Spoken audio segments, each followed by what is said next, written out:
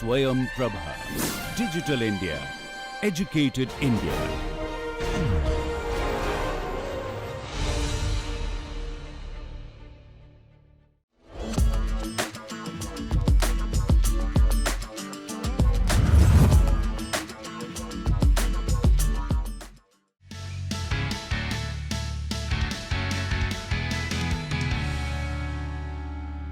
Hello viewers, I am Shivani and this is Tech Talk, a program that informs you about many such tech solutions which we find in our day-to-day lives. In today's edition of Tech Talk, you'll get to know all about open source in hardware domain. So without much ado, let's dive in and know all about it from Mr. Arunav Karmakar, who is a research scholar in electrical department at IIT Kanpur. नमस्कार, मेरा नाम अरुणव कर्मकार है और मैं IIT Kanpur में electrical department research scholar हूँ और साथ में एक इन्वेरियंस ऑटोमेशन नाम से एक स्टार्टअप का को-फाउंडर भी हूँ। आज मैं आप लोगों से बात करूँगा the happening of open source in hardware domain. तो हम लोग जब भी ओपन सोर्स का बारे में बात करते हैं तो हम लोग को सबसे पहले याद आता है लिनक्स के बारे में, जो आज काफ़ी जगह पे प्रेफर्ड ऑपरेटिंग सिस्टम है। और पर हम लोग और भी बहुत सारे एरियाज़ सॉफ्टवेयर के एरिया में ओपन सोर्स सिक्योरिटी के मामले में हम लोग क्लोज सिस्टम के बजाय ओपन सोर्स सिस्टम को प्रेफर करते हैं, क्योंकि यहाँ पे जो कोलैबोरेटर्स है, जो कंट्रीब्यूटर्स है, वो लाखों के नंबर्स पे हैं।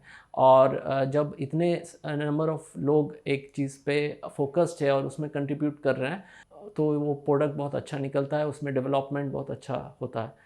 पर हम लोग को अभी तक हमारे देश में बहुत कम जानकारी है कि ये सिर्फ सॉफ्टवेयर के फील्ड में ही नहीं, हार्डवेयर के फील्ड में भी काफ़ी आगे तक बढ़ गया है और काफ़ी ग्रोइंग कम्युनिटी इसमें इन्वॉल्व्ड है। इसके बारे में अगर हम लोग बात करना चाहें तो सबसे पहले आर्डिनो बोर्ड के बारे में हम लोग बात कर सकते हैं। आर्डिनो एक कंपनी है जो एक मल्टीपर्पज़ माइक्रो कंट्रोलर बोर्ड बनाए थे और इनके सारे डिज़ाइन इन्होंने ओपन सोर्स कर दिए।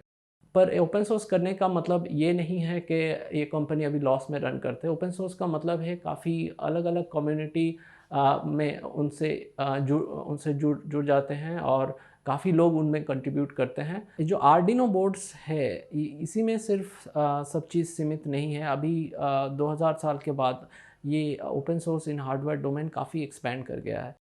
अगर हम लोग बात करेंगे 3D प्रिंटर का, जब 3D प्रिंटर मार्केट में आया लगभग 2008 साल के आसपास, तो एक 3D प्रिंटर का वैल्यू लाखों में होता था। तो आज अगर आप मार्केट में अमेज़ॉन में जाके 3D प्रिंटर सर्च करेंगे तो जनरल जो 3D प्रिंटर्स है वो आपको 20,000 में मिल जाएगा।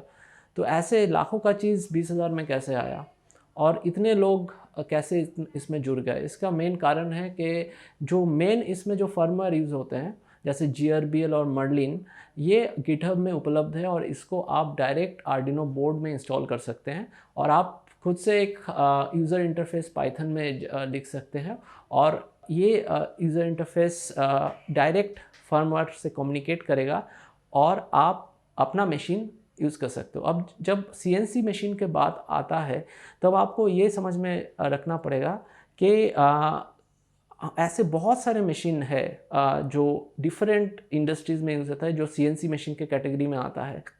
तो जब आप ओपन सोर्स हार्डवेयर के बारे में बात कर रहे हैं तो आपको ये समझ में रखना पड़ेगा कि ये सब चीज़ें जो पहले सिर्फ इंडस्ट्रीज़ में क्लोज्ड एनवायरनमेंट में था, वो अभी सबके पास आ गया है। तो कोई भी मशीन अगर आप बनाना चाहते हो तो आप जैसे थिंग्स गिवर बोल के एक साइट है, ग्रैब कैट बोल के एक साइट है, वहाँ पे आपको मशीन के डिज़ाइन मिल जाएंगे।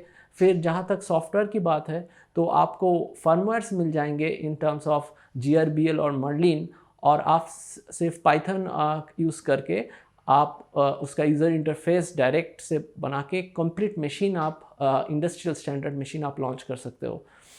तो ये सारे फैसिलिटीज़ जो है ये अभी ओपन हो गया है for common people to contribute. तो अभी तक हम लोग ने आर्डिनो बोर्ड के बारे में बात किया, GRBL के बारे में बात किया, मर्लिन के बारे में, CNC मशीन के बारे में बात किया। पर अभी जानते हैं कि अगर आपको ये सब मटेरियल एक्सेस करना है तो कहाँ कहाँ से आप एक्सेस कर सकते हैं। देखिए, एक गिटहब के बारे में हम लोग को सभी को पता है, पर गिटहब में मेनली सॉफ्टवेयर रिलेटेड चीज़ें लोग सर्च करते हैं। पर आपको शायद पता नहीं होगा कि बहुत सारे इलेक्ट्रॉनिक्स और बहुत सारे फार्मवेयर बेस्ड प्रोजेक्ट्स भी गिटहब में डले हुए हैं। जब हम लोग फर्मवेयर की बात करते हैं तो ये बेसिकली सॉफ्टवेयर है, पर ये डायरेक्ट इंस्टॉल होते हैं आपके माइक्रो कंट्रोलर में जो डायरेक्ट मशीन कंट्रोल करते हैं। हालांकि सॉफ्टवेयर है पर ये माइक्रो कंट्रोलर में इंस्टॉल होते हैं डायरेक्टली। तो इसके बारे में जो आपका कंटेंट है आपको गिटहब से मिल सकता है। थिंग्सगिवर एक वेबसाइट है जहाँ से आपको बहुत सारे बने बनाए ओपन सोर्स प्रोजेक्ट्स मिल सकते हैं। और आप ग्रैबकैट बोल के एक वेबसाइट है जहाँ पे आपको वेरियस मशीन के कैड डिज़ाइंस वगैरह मिल सकते हैं। ऐसे बहुत सारे नए नए वेबसाइट्स अवेलेबल है जहाँ से आप बहुत सारे प्रोजेक्ट्स स्टार्ट कर सकते हैं। तो अभी बात करते हैं कि ये जो कम्युनिटी है ये इसका साइज़ वगैरह के बारे में बात करते हैं। जो यूरोपियन कंट्रीज़ है तो यहाँ पे एक बहुत बड़ा कम्युनिटी है जिसको हॉबिस बोलते हैं। ये कम्युनिटी के लोग अपने शौक़ के हिसाब से बहुत सारी चीज़ें खुद से बनाते हैं। ऐसे ऐसे चीज़ें बनाते हैं जो इंडस्ट्री में यूज़ होते हैं, बहुत सारे इसका प्राइस बहुत ज़्यादा हाई है। तो ये कम्युनिटी अभी ग्रो कर रहा है बहुत rapidly all over Europe and all over US. और हमारे इंडिया में भी जब जहाँ तक सॉफ्टवेयर की बात है, इंडिया के जो ओपन सोर्स कंट्रीब्यूटर्स है वो बहुत ज़्यादा है। आप अगर गिटहब में देखेंगे तो बहुत इंडियन कंट्रीब्यूटर्स है। पर जहाँ तक हार्डवेयर की मामला है तो वहाँ पे आपको यूट्यूब में कुछ कुछ प्रोजेक्ट्स मिल जाएंगे, पर वो उस क्वालिटी में नहीं है या उस वॉल्यूम में नहीं है जो आपको बाकी दूसरे देशों में आपको मिल सकता है। सो मैं यही बोलूँगा कि अगर आपके पास कोई ऐसे आइडियाज़ है जो हार्डवेयर रिलेटेड है तो ऐसे वेबसाइट्स को कंसल्ट कीजिए। यहाँ से आपको काफ़ी मटेरियल मिल जाएंगे, आप अपना प्रोजेक्ट को स्टार्ट कर सकते हैं। और मैं बोलूँगा कि आप ये सब जगह से ओपन सोर्स मटेरियल से आप अपना प्रोजेक्ट को कंप्लीट कीजिए। अपना अगर कोई स्टार्टअप्स का ड्रीम है तो उसको स्टार्ट कर सकते हैं। जी नमस्कार। Well, that was some useful piece of information. On that note, I would like to end today's Tech Talk, but we'll be back with information on another such tech solution in the episodes to come. Till then, stay tuned. Namaskar.